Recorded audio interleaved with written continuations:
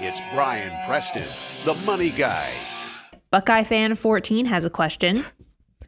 I'm 26 and investing 40% of my gross income.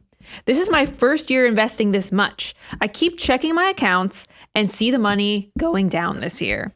How do I stay motivated to keep investing? Step one. This is real easy, Buckeye Fan. Go to moneyguy.com/resources, and I want you to download what we call the wealth multiplier. It shows how valuable every dollar can be at each age. So for you at 26, we've got a little chart, a little grid. I want you to go down to 26, and I want you to see what every dollar you are saving can turn into. And then what I want you to do is I want to take your 40%. I'm going to do round math because I can do it in my head. Let's say that you make $100,000 a year and you're saving $40,000 a year towards your army of dollar bills. I want you to take $40,000 and multiply it times that wealth multiplier.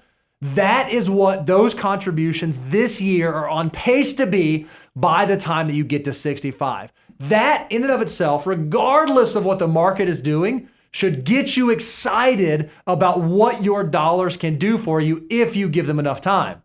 Now, Brian, given the fact that the market's down and that the market keeps going down, what should Buckeye Fan be thinking about that, being a young guy who's piling some money in? I mean, you kind of gave the answer. I'm just going to put a little, sharpen it up a little bit in the fact that I think if you go look at our content, we have so many shows on the volatility of the market and what you need to understand, because I think of some of these key illustrations like missing the most valuable days. I think about the illustration where I've talked about the yo-yo walking up a mountain, because you'll have volatility in the short term, but we're always, because the ever-expanding economy and innovation is going higher and higher. And then here's something that I think a lot of people miss about wealth building, because this is not the sexy part, but it's the reality of the part, is that I want you, because I know we have it in our financial order of operation course. I know I have it in some of the writings I've done. But I always have that chart of what you need to save per month to be a millionaire. Mm-hmm. And when you look at that from a visual standpoint, there's an element that doesn't get talked about a ton, but it's something I just, being a nerd, I couldn't help but notice, is that I love that for somebody who starts young, when you look at your financial independent self and you're going to look at how much, if you look at your millions of dollars, how much it is actually from you saving and how much it is from the growth of the account.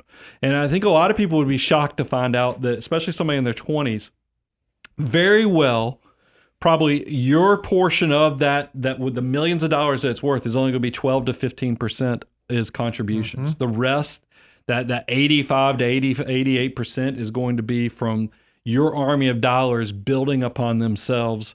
So you get excited because everybody loves that. If I could say, man, I'm only going to have to save 12 to 15% and then my money's going to do the rest. But there's a big element that's always left out of that decision, is that's the time element. Is that because, let me tell you the other side of it, because we're in a bear market right now. If you looked at your portfolio 5 years after investing or 10 years after investing, and you look at how much you've put in versus what it's worth, you're going to find the exact inverse of what I just shared. You're going to find that probably 10 years into it, I don't have the numbers in front of me.